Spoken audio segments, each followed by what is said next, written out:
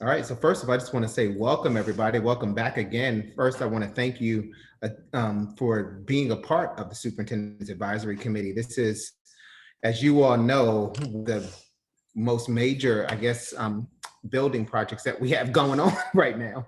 It's huge, and your input and your insight is definitely going to be appreciated as we work through all of this. I hope that you all logged in yesterday to the session. We had our community session, and I hope that you all had an opportunity to watch the presentation because it was some really informative information that was shared with the community. And I know that all of this is going to be helpful as we go through this, this journey over the next couple of years. So I do want to turn things over to Azuka because I do know that you have some information that you want to share with everybody. Your input and your candor is always welcome. You all were selected to provide us with insight and advisory. So that's doing your job by saying something and asking those tough questions or anything that you're hearing, because that's why we wanted you to be a part of our team. So without further ado, I'm going to turn things over to Azuka. Thank you very much, Dr. Hutchings. Good evening, everyone. Thank you again for joining us. Medea, if you could pull up the presentation, that'd be great. Thank you. Just a couple housekeeping things real quick. If you could just hold your questions until the end of the presentation, we'll have a discussion at the end. You can use the chat feature to put your questions and comments as well.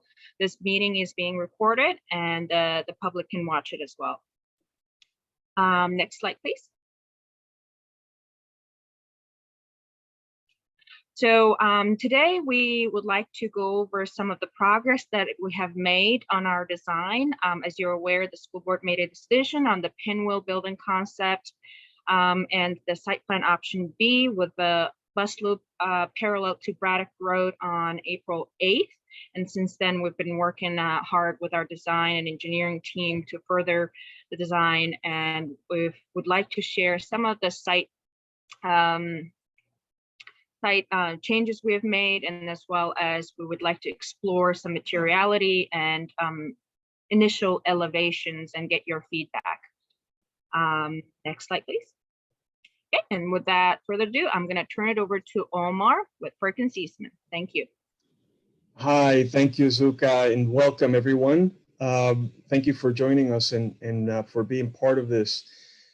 So what we want to do today, as Azuka said, walk through the site plan. We also want to share some of the preliminary images we have for the exterior of the building. So we're now getting to the point where we need to better understand what does the building look like, what does the site look like, and begin to discern through the decisions we have to make related to that. So we're going to show you lots of images, and please understand that this is a process, that we are now beginning on the design aspect of this work of the exterior of the building, and by no means is going to be the last time that you'll see this. So think of this as the first stage in iterating through the design process. So we have a graphic in here that we've prepared for the site plan, and this is what we call an illustrative site plan. It shows all of the features of the site, and you might recall that the board elected to go with what we call the pinwheel design with the site option that shows the bus parking along Braddock Road. And that is significant to us for a very important reason, and that is that we're able to manage the vehicular flow into the site and separate cars, which would be on this part of the site, from buses, which would be on this part of the site. So we see the building here in the center, and you might recall that the choice of this site was really predicated on our ability to build the new building on the available land where the recreation fields were, in order to keep the students in the existing building while the building is being built. And that has some significant cost implications, and it's really a good use of the dollars available for this project, in that we don't have to bear the cost of finding a home, a temporary home for these students while the new building is built. Then after the new building is complete, the existing building can come down, and then the rest of the athletic and recreation facilities can be built. This is a process that is fairly common for this type of site scenario. It's the process that that we have in place in here. So just to talk a little bit about the recreation uses. So we spoke about the multi-use field, and we have sized this in such a way that it can accept a variety of sport events. There is a little bit of spectator seating associated with this. And the reason, one of the main reasons why this is going long axis east-west is that in trying to make the field multi-use and be able to accept the dimensions of a variety of different fields, it wouldn't really fit on the site if it was placed in this direction. In fact, it would be outboard of the property line. So we have elected to orient it in this manner for that reason. We have a program of trees that are starting to be represented in here. We're going to try to preserve all of the existing trees, obviously, but then add new ones as it is required. And that information is not fully represented here, but it'll begin to show up as you see other versions of this drawing in the coming weeks. To talk a little bit about the school, so we're showing in here the second floor plan of the school, and this is useful to us because it helps us understand the relationship of the spaces inside the building with what's happening outside. And we start by describing the main entrance being here on this part of the site, facing Braddock Road, facing the main street, and providing what we like to term a proper civic presence for this very, very important building. There is a secondary entrance through here, which is accessed through a courtyard. And this gives the students access, direct access to the recreation fields and the bus drop-off area in here. So one can imagine how in the morning when students are being dropped off, the buses come in here, the student is being picked up or dropped off to the right in the safest way possible. And then pedestrian access is provided, accessible pedestrian access, I should add, is provided into the school in this manner. The entrance from the south is equally also accessible. And the way that this works is that parents would be dropping off in here. And so there's a queuing lane in here for pickup and drop off. And students would be on the right-hand side of the car, again, being safely dropped off and picked up from school. And then they can walk to the entrance of the building in this manner. We do have a path along the front of the building that connects everything. There's a few steps in here that negotiate the steep topography between this part of the site and this part in the buses in here. Some of the changes, some of the elaborations, if you will, to this plan is the inclusion of additional parking in this part of the site. And we are now a few spaces in excess of 200 spaces, which is giving us the flexibility the school needs to operate on day one, but also as the school grows in staff, they have the capacity to house additional parking. Some of those spaces are shared with the buses, and in my mind, this is a good use of a surface for parking, in that the buses will come in and use that space, but they don't use that space throughout the day. And so when the buses are not here, those spaces are available for use for the school.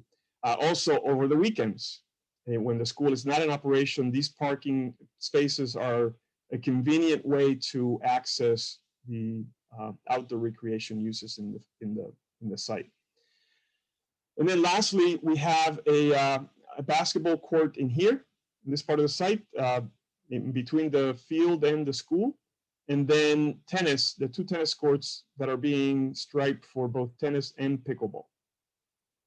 Now, this plan shows the potentiality for a pool, and the pool access is being exercised through this part of the plan in here. And so over the weekend, when the school's not in session, this is a good way to provide access while keeping the rest of the school secured.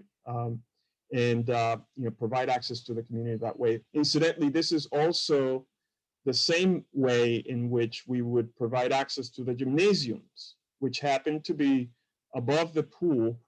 In a similar manner, we can secure the rest of the school in the upper levels and provide access that way. In addition to all of this and the logistics of vehicular traffic and the like, I lost my, let's see, my drawing. Okay, here we go. We also have a few stormwater management features, which can be seen here in this sort of slightly lighter gray zone, and they're sporadically placed around the building because these elements need to be connected to how water is exiting the structure. Let's see, I've lost my ability to draw here. I'm trying to find the right, let's see. Oh, that's really thick. Okay. All right. And then, yeah. If you like, I can draw for you. Okay. All right. And then one last point I want to make, and this is part of the images that we want to show you today, is the spaces that are created in front of the school. I found the pen again. The spaces are being created in front of the school, which serve as this kind of place of I like to use the term decompression. We all know what Braddock Road is like. We know what the traffic is like, especially when you're coming at the intersection of Braddock and King Street. And so it seemed proper to us to offer a space where you have a bit of a buffer, if you will, that if you're a pedestrian, you're a student coming in, that there is perhaps a place where it gets a little bit quieter and prepares you as you go into the school. And so we'll share some images about that. Next slide, please. So a bit of work, a bit of conversation perhaps around the massing, because I think it'll help us understand the choices we're making about the envelope and the design of the exterior of the building. So you might recall that this is the pinwheel concept. And what we explained is that you can think of this building as perhaps a series of pavilions that happen to be connected together. Those pavilions are then formally shifted in the east-west direction because we're really trying to maximize access to sun, right? We're trying to daylight harvest all of the daylight that we can get and make these spaces, these learning spaces, as we say, daylight autonomous. When you do that, you're also creating these outdoor spaces in between, which serve to create that indoor-outdoor connectivity that we heard so much feedback on some of the previous community meetings. And then lastly, we insert then another series of program spaces that connect all of these volumes together to create the heart of the school, really that gooey middle in the center of the building where all of the things that the school has to offer are really in plain sight to the students. And so if you start to think about the massing in those terms, and we use some very simple colors in here to illustrate, you can start to maybe read the building as perhaps three buildings that happen to be connected by this third thing. And that third thing can maybe have its own character, maybe its own kind of different, perhaps slightly different architectural treatment to differentiate it from these academic wings.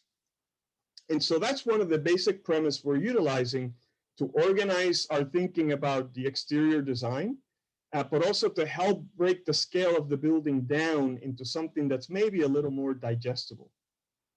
Next slide, please. So along the way, we got very preoccupied with the scale of the building. And so we started asking ourselves, how do other academic buildings that we like deal with the fact that, they have lots of classrooms, a lot of repetition, how do we begin to make sense of that? And so we started looking at some academic building examples from universities and places that we like. And, there is a subtext here that says, it is appropriate to look at university buildings because we hope that the students when they come to the school, they feel like they're on a path of lifelong learning. Wherever that lifelong learning takes them, we want them to feel emboldened and to feel like they're in a place really of elevated and higher learning. And so if this building confuses itself with a building you might find in a university setting, I think we've done our job, I would argue. So we've looked at buildings in Yale. The one at the bottom is not Yale University, but it's really Princeton University and the University of California in LA.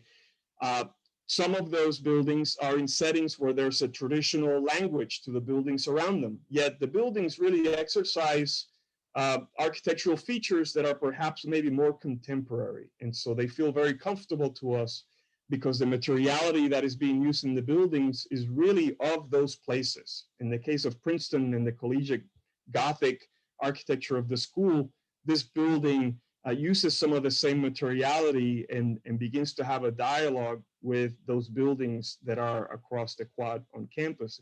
The same case for Croom Hall here. It's the same idea with the materiality of this building and the architecture of Yale University, the collegiate Gothic there, in the expression of classrooms and repetition, really begin to have a dialogue with the rest of the campus. So we try to organize our thinking of these buildings that need to be repetitive, need to have lots of windows that are the same size, and begin to understand how we can learn from that in this building. Next.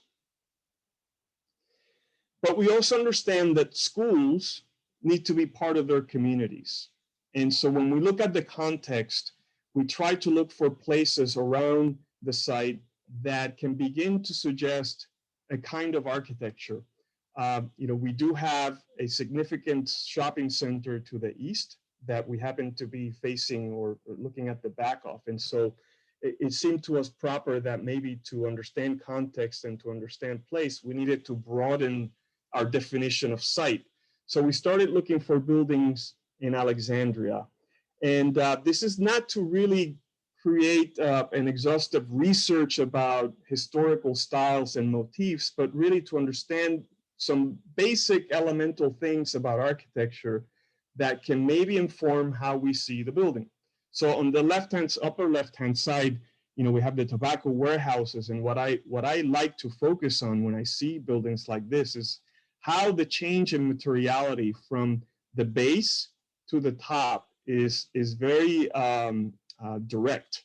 And so we have, and there may be a historical reason why that is. And I'm sure that folks here in this call will be right to point those out for me. But what I see as an architect and as looking at this building as a part of the texture of the context, I see rubble stone that are part of a foundation, how the building sits on the ground, and then a more traditional material at the top. And is that something that we can learn from in this building? Places like City Hall, where a different idea comes into play in my mind, and that is the idea of buildings that have a foreground, something that sits on the park or on the square, on the street, and a background, which are these two wings to the side. And so the ability to understand a building as being made out of parts, even though this particular building here is very large, we can understand it as being made of smaller components. Also, the idea of a portico as a place of entry. Important buildings in town tend to have, this other threshold moment of entering. And can we begin to understand the school building as being in the family of great civic buildings in Alexandria that can have features like this? And again, not talking about style, not talking about Doric columns or classic revival, but really about the idea of a porch or a place of entry to the building. Sometimes we discover that historically, because the city has to adapt and change over time, features of buildings reveal themselves. And in the case of Cameron and Fairfax, where the rubble masonry basement wall of the building becomes exposed, and is that a feature or a kind of a texture that we can begin to learn from? And then places like Christ Church, where the building venerates its importance by not sitting on the street, whereas many other buildings do sit on the street. This one is not sitting on the street and creates a space between the sidewalk and the building proper as a place of contemplation, perhaps, or preparation for what you're about to do inside. And then naturally, we had to also understand the building at King Street as perhaps a place where we can maybe start to have a dialogue about that architecture. And so what we find is that at King Street, the media center and the cafeteria behind it, they sit very prominently on along King Street, creating the space in between the school and the street. And is that an aspect that we can begin to reuse in a direct way on the site at Mini Howard? Next. So we are going to show you a few images about the building, and in the process explore two different materialities for the building. And if I can leave just one thought with you, is that when you consider these two palettes, think of them in terms of combinations, and perhaps one palette A being as a palette that is devoted primarily and guided by a red brick wall or a red brick sort of architecture. And a second palette, palette B, one that is guided by a material that is maybe not brick or maybe not red brick. Perhaps it's brick, but it's maybe not red. And so is that should we be considering that as a possibility here as perhaps another way in which the school can begin to send a unique message about its place in the community and about the aspirations of the educational values that we are promoting with this new building. So next. Oh, the other direction. Okay, so this is one of the germinal sketches for the school. And so what we're presented here is a view as if the school is seen from Braddock Road as you're approaching from the east. So there will be an academic wing, which is primarily classrooms and laboratory spaces, some spaces for teachers as well. But it's a part of the building that is marked by a great deal of repetition, because a lot of the rooms behind this wall are the same dimension. There is a space at the end where the corridors, which we'd like to think of our corridors being more than just corridors, but really places where extended learning that's taking place in the classrooms can also occur. So they're actually sized to be a little bit wider. And so we would like for that kind of space to not end at a stair, but really end with a view out beyond. And so this is going to become a critical component as we consider what this looks like when it's facing the recreation side of the property. And then in here in the front, where we find ourselves entering the building, we see a 3-story structure which would have administrative functions on the first floor, some support spaces for both students and teachers on the second floor, and then the media center would occupy the entirety of this 3rd floor. And what was curious to us as we developed the plans is how we can actually reduce the scale of the building as you approach Braddock Road. So we go from 5 to 4 to 3 as we get closer to the street. And is that a good way to maybe begin to reduce the scale of the building, the apparent scale of the building, and create some sensitivity around the point of entry to the school? Next. So we explore this a little bit further in these other 2 vignettes. And so in here, we're now looking at the building from Braddock Road. And what we're revealing with this 3-story building, again, is that admin happens on the 1st floor. There's the supporting spaces here on the 2nd floor, and then the media center on the 3rd floor. But then notice how this last bay becomes a little bit taller, perhaps nuancing, indicating to us that this is the place to come into the building. So it's a little bit different than the rest. The other thing that occurred to us as we were sketching this is how much of an impact the campus at King Street was having on our thinking, and that we see now the columns that we perhaps were seeing before in the media center, but maybe perhaps a different treatment with the windows and the glass in between. But this repetition of elements reminded us that perhaps this building does have something to do with King Street and that they should have a dialogue with one another in some discrete way. And then what I think is one of my favorite aspects of the school, out of the many that are here, is this place of decompression. What I like to call the scholar's green is this opportunity for a bit of green space as your student is being dropped off from the car, being able to walk into school. There's just a bit of outdoor space, a bit of green, some trees. Perhaps we can start to think about the space as being the focus of a sculpture that has something to do with the history of the school, the history of place, and the history of the educational environment. Yes, will do. Thank you. Next. Okay, so we're going to explore materials palette A in the building. So we're just going to blaze through this a little bit and we'll have discussion afterwards. So go ahead to the next slide. So this is the first rendering we want to explore, where we show the idea of a red brick building. It does have a base that is stone or stone-like material. We haven't really settled on a particular material, but we'd like to suggest that there's a different materiality on the base of the building. We have the piers in here where we have the 3-story piece with the media center and admin functions, and then the green space that I spoke about, that scholar's green in the foreground. Next.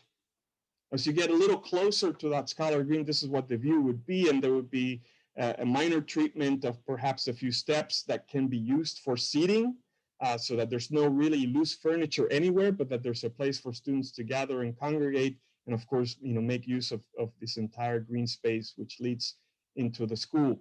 Admin is right here. So admin has the ability to see out in front of the school, see in this direction, and that way provide a subtle sense of security, have the grown-ups know where their students are at all times, so who's entering and leaving the school at any given time. Next. Just looking at the front of the school, this is from Braddock, and so the entrance of the school would be around this pier in here, but just showing how we can maybe introduce perhaps softer materials in places where the sun doesn't shine directly. And I like the idea of using something wood or wood-like. I say wood-like because we have to temper our enthusiasm for using wood in exterior places. But in a place like this, that's a soffit away from the sun's rays, is easily maintainable. And so we see this 3-story piece in the foreground in here. And then, of course, the academic building, which in this part of the building, it's really 5 stories, recedes way to the back of the site. And it's seen really behind other green elements in front. And we like that. We like that sort of procession of different zones in the exterior of the building. Next. Just a view from the recreation field. So in this part of the site, the building has big volumes. And so really needs to absorb that, absorb the scale of the big volumes. And by that, I mean, we have a pool in the lower level, which is actually half buried, as you might recall from the plans. And then we have a gymnasium, which has to be a tall story, which is above. That gymnasium has circulation elements, stairs and elevators and the like on either side. And then there's a big window in between, which gives direct visual access to the exterior. Again, this is trying to express this aspiration that the community shared with us about creating indoor-outdoor connectivity in a very direct way. That also happens here in the hallways. At the end of the hallways, you're not looking at a stair, but you're really looking out through green, to other spaces beyond. Next. And then lastly, my second favorite part in this whole school is how you enter the school from the fields, from the recreation side. And so from this side in here, there's a window into the pool area down below. The gymnasium, as I described, is above here. And then on this side, we have academic spaces looking out into this garden, and 3 big doors that allow you direct access to the heart of the school. And this is important because we want that inside that gooey middle space to have direct communication with the outdoors. Next. So let's look at the same set of images, but now with palette B, which has perhaps a more neutral tone quality. It doesn't use red brick as an alternative. So let's take a look. So this is the view from Braddock Road. And so what we've done is we've actually used the same stone base. We like the idea of the tall stone base because it helps us visually to reduce the height, the overall impression of height of the building.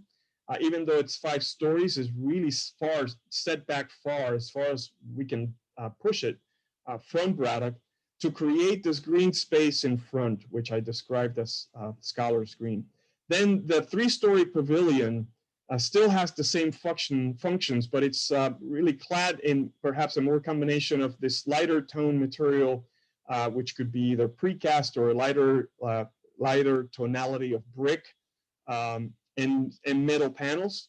And perhaps this is an opportunity to introduce a bit of the school spirit into the facade. And so we've chosen red as the color, but certainly this can be studied in many other colors. But the idea that this is a place where maybe the school colors can come alive and be part of the culture, the exterior culture of the building. Next. This is just a closer look of the Scholar's Green and how that building can maybe perhaps sit at the end of the green. I described this space as perhaps the locus of a sculpture or perhaps a Percent for Art program that we can maybe start to think about. And again, remind you that from here, admin has ample view into all of these spaces for a subtle sense of security. Next. Just another closer view of the building. One of the things that we've discovered as we are progressing through the design is that in order to reach the aspirations of net zero energy, and you might recall that this is a big aspiration part of the program, we have to make use of every available square inch of the roof for solar panels. These are solar panels that would never be seen from where we're standing in this view.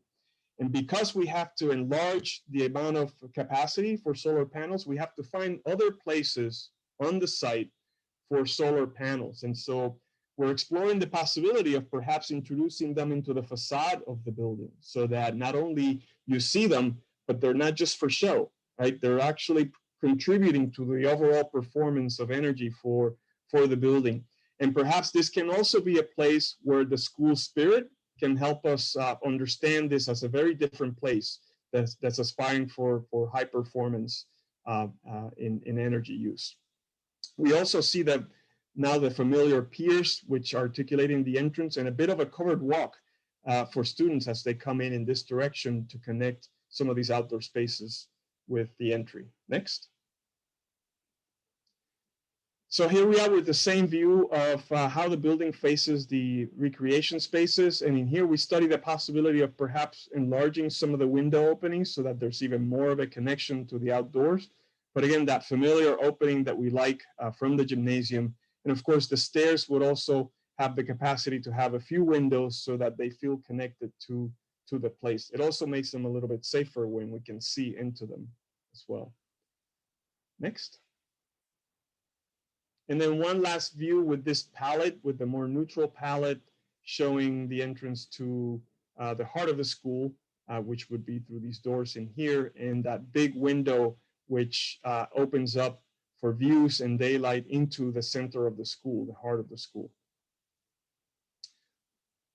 So with that, we're gonna have a bit of time for discussion, but before we do, just a few data points on the building. The building still remains hovering at around 300,000 square feet, roughly. This is roughly the amount of open space, kind of an abstract idea, 346,000 square feet. And then the 210 spaces I described earlier as being slightly in excess of 200, of which 167 are dedicated, and then 43 of those are shared. Next. And at this point, I'm going to have Ms. Bartlett just walk us through the numbers in here real quick. Great, thank you so much, Omar. just wanted to go over the budget real quick. We've seen this slide before. The construction budget for the Mini Howard campus is $150 million. Currently, our instructional spaces total up to $149.5 million, which is close to our construction budget.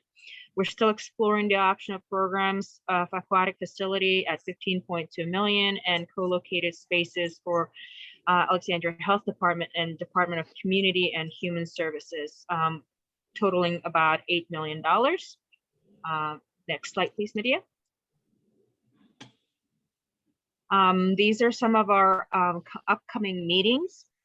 And for our next meeting, we'll look at updated schematic designs and elevations and some more cost information.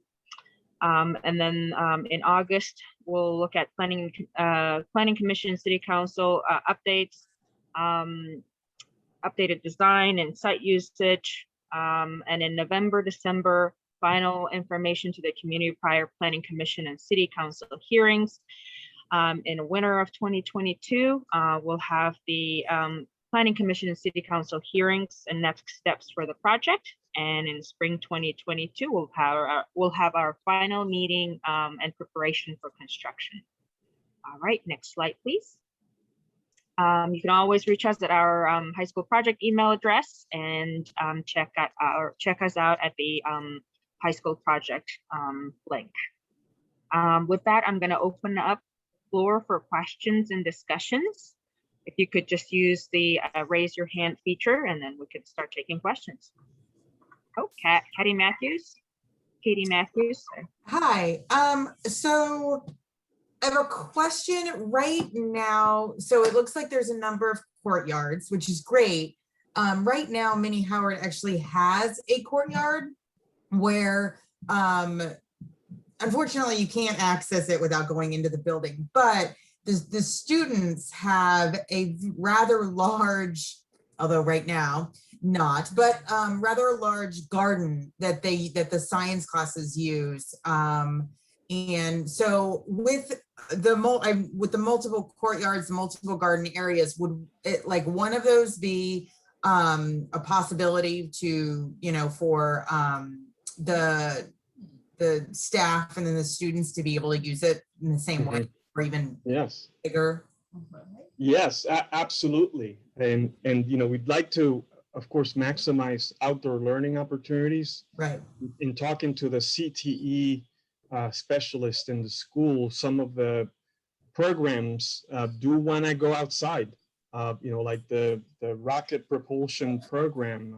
They make rockets and they like to shoot them up, and so yes, I mean those courtyards, those green zones can be designed to also behave in a way that can be used for outdoor learning. And we like the idea that perhaps, if we have multiple zones, like we're creating one in here, we're also creating one in here, that maybe they can have different character, right? If one side perhaps has more of a science focus, that perhaps, this one in here is more contemplative and quiet, and it just serves perhaps as an antidote with the busyness of the road in front. And so all of that is fair game, and I appreciate your comment and your question.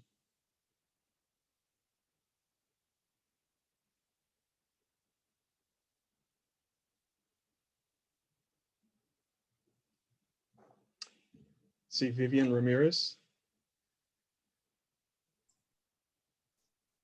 Yes, one comment I just wanted to provide, and I'm going to apologize for joining the meeting late. I had some meetings running over, but I was really appreciative of the depth of the elevations that I saw on the south face, and being able to create some shadow lines. I think part of that, it helps to really define the elevation and provide an element that's very interesting to see versus just a flat building that we see all too many of in the DMV. I think being able to see some of those elements, it creates an interesting dynamic rhythm that happens along the facade. And I just wanted to clarify, were those operable shades that I was seeing perhaps that have the solar panels Yeah, so maybe Medea, if you could go to, so, yeah, go to the next one, the other one, yeah, yeah. So the idea here is to have a bit of a frame to the building that extends beyond the outside wall, and that within the void that is created here, that you would have enough depth to mount the solar panels. And the solar panels, you see them here, they're a bit angled because they want to be pointed towards the sun. And so Right. the more we angle them, the more efficiency we get. The problem with angling them too much is that then they start to prevent people from being able to see outside. Right. So, Of course. yeah, so then the windows are back in here, and those would have operable sashes, if you will. For Oh, interesting. ventilation. Okay. That's really wonderful. I mean, looking at that elevation, I love the character in it, the ricochet that happens underneath in a way, allowing pedestrian traffic, covered pedestrian traffic as well. Yeah. Mhm. Omar, you may have made this point, but we don't have enough roof space for all our solar panels, so we're exploring other options to place them in other parts of the building or the site. Mhm. Yeah, Yeah. Omar did note that. I think that's a very creative way of using it.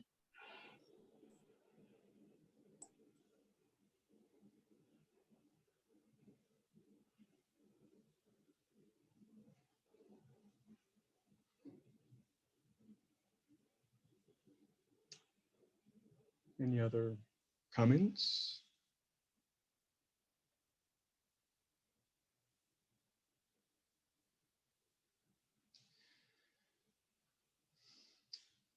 Okay. Hey, Omar, it's Erica. If I can jump in and maybe ask the advisory group a question. So last night we had a community meeting. I'm not sure if you all were able to join. We did do a poll to just kind of gauge, and Omar, if you went through this, you could stop me, but we did do a poll to just kind of gauge the community's initial reaction to these materials and colors.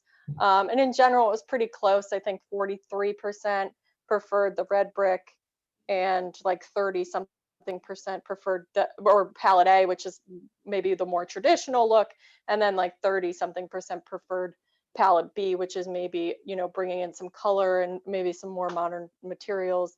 So just curious from the advisory team's perspective, and certainly these aren't the only two options and not set in stone, but is there anything, do you all have any reaction to this?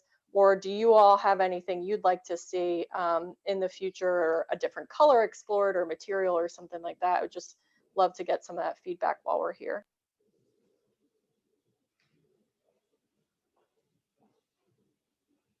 Oh, Vivian, please. I think the only feedback I'd like to give, in looking at materiality on building surfaces, I always like thinking about tying back to place in a way, but also being able to enhance certain elements. Looking at the facade or looking at palette A, I feel like I've seen that played over many a time, something that helps this building stand out. In palette B, whether it is that color, any kind of color injection for me always feels a lot more interesting. It brings visual interest to a building. It brings a certain amount of presence and helps it stand out. And this being a building that we're establishing now for the future, I would love to see something that, even if it is a color that we say, hey, it looks really interesting now, but in the future we may say, oh, that was so 2020, it's still okay. Like, one way or another, we're going to look at it and say that may have marked a certain time in some time in the future. We always think, we want to think towards the future. We always want to design or plan for the future. The buildings at L'Enfant Plaza, in a recent discussion, they were designed with these state-of-the-art mechanical systems that now have locked the buildings in place and make renovation to them absolutely impossible and are severely outdated. So to think that, you know, one thing that we design is innovative for today and won't change tomorrow, I'll say change is the only constant. You know, you might as well go for it, do something interesting, make it fun. This is going to be a school, it's going to be a place of education. It's where dynamic minds are formed, and don't just make it, again, just another building, but make it into something interesting that people can walk by and it makes you think, as opposed to people just walking by and saying, oh, it's another building. So that's just my 2 cents. Wow, that was great. Thank you for that. No worries.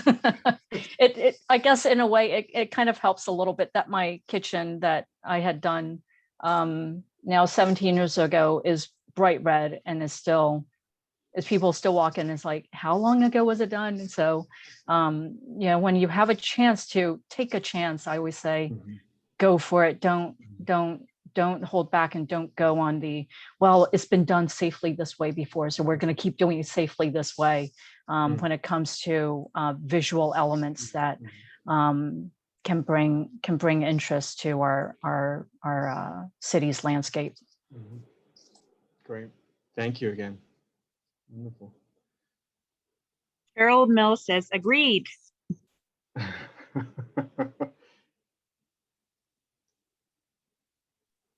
And any of our student participants, I don't mean to put you on the spot, but would love to get your reaction too.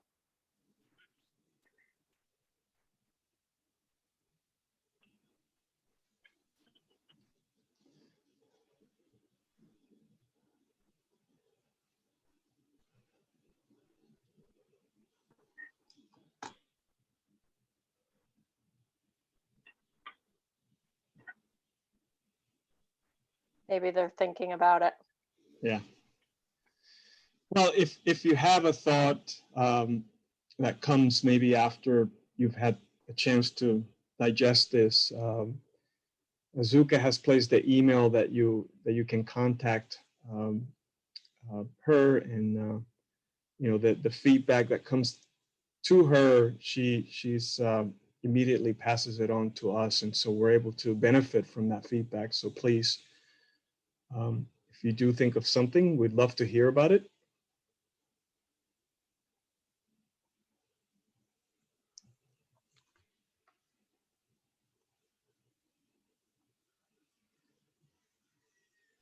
We do have a comment in the chat. Sorry, I'm doing this from my phone. Can one of my colleagues maybe read that? Sure, yes, I got it. Linda Williams, right? I can appreciate that opinion, but I prefer the more traditional palette A. I think it fits better into the neighborhood and it ties in better with the King Street campus. Thank you for that, Linda. And we have an agreement from Katie Matthews on that last point. Yeah, and I think what's great about this stage too is it's not definitely either of these, so we could still be looking at a red brick, but maybe with still some pop of color. And you know, I think we'll continue to work with you all and figure out what this building really wants to be. Are there any other comments? Because if not, I think we could probably close out.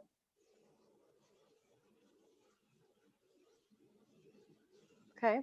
Well, thank you all. You know how to get in touch with us if like Omar said, you had a thought that you just didn't think of while we were here.